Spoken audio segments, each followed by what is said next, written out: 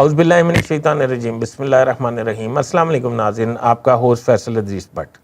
ناظرین، عرض یہ ہے کہ ابھی چیمگوئیاں ہو رہی ہیں، سوشل میڈیا بھرا پڑا ہے اور اخبارات کی بھی یہ خبریں زینت بن رہی ہیں کہ عمران خان 25 جولائی کو یعنی کہ 2023 کو ایف آئی اے میں پیش ہوں گے اور ایف آئی اے ان کو وہاں سے گرفتار کر لے گی۔ میں اپنے پچھلے ولاگز میں، پچھلے پروگرامز میں بھی آپ کو یہ اپڈیٹ کرتا رہا ہوں کہ ایف آئی اے یا پولیس ابھی عمران خان کو گرفتار کرنے کے حوالے سے کوئی مثبت پلاننگ نہیں کر سکی اور موجودہ حکومت کا بھی ایسا کوئی خیال یا تاثرات نہیں ہے کہ وہ عمران خان کو گرفتار کر سکیں۔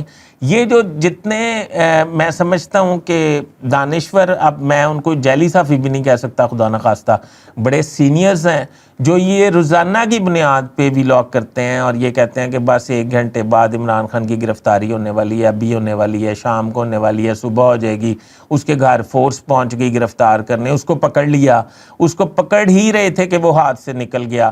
اس طرح کی کافی جو ہیں مضحکہ خیز باتیں جو ہیں وہ لوگ یہ کرتے ہیں۔ تو عرض یہ ہے کہ میرے خیال میں میرے ایسی افواہیں پھیلانے سے ہمیں گریز کرنا چاہیے، اور ویسے بھی آپ کو پتہ ہے کہ اس حکومت نے کوشش کرنی ہے کہ عمران خان کو کسی طرح ہم گرفتار نہ کریں۔ آنے والی نگران حکومت جو ہے وہ اگر گرفتاری کرنا چاہتی ہے تو وہ کرے۔